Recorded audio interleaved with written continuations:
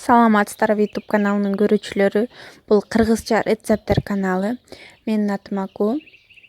Бүгүн биз кабачкиден салат жасайбыз. Аябай ыңгайлуу, бат жаза алуучу салат экен. Көп убакытты требует этпейт деле экен.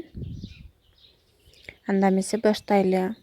Кабачкини теркадан өткөрүп, туздан сээп, жарым саат, 1 саат өзүнчө коюп коебуз. Кабачки бүт өзүндөгү болгон суусун баарын чыгарат.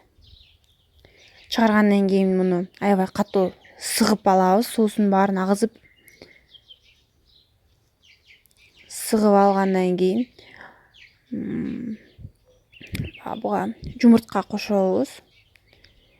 2 жумуртка, 2-3 кашык un, бир аз приправаларды кошобуз.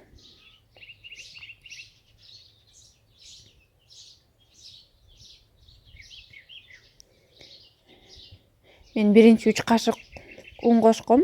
Андан кийин кабачки көп канчалык турган сайын ошончолук суюк болуп кете берет экен, суусун чыгарып. Ошон үчүн мен андан кийин дагы бир кашык коштум. Муну жасагандан кийин сразу жасаңыздар.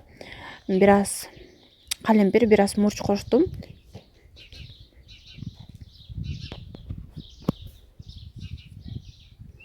Анан деле курдакка деген приправадан бир аз кошуп койдум. Любой эле приправа кошуп коеруңуздар, кошпой деле койсоңуздар болот. Ушундай масса болду. Эми сковородкага май сүйкөп, сковородканын үстүнө түз кылып салабыз.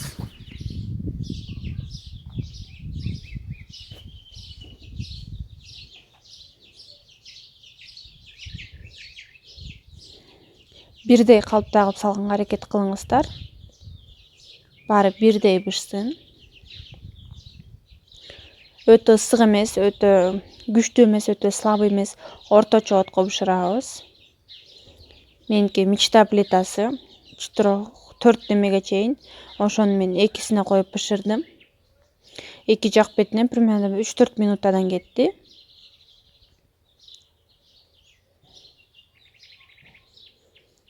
Ушундай цветте болуп калды. 2 жак бетин тең бышырабыз. Эми болсо соусуна келебиз. Укроп, чеснок, майонез, анан бир аз оливковое масло кошуп койдум соусуна. Оливковое масло кошпой деле койсоңор болот. Ичине болсо помидор, бадыраң, жука-жука ломтик кылып турадым.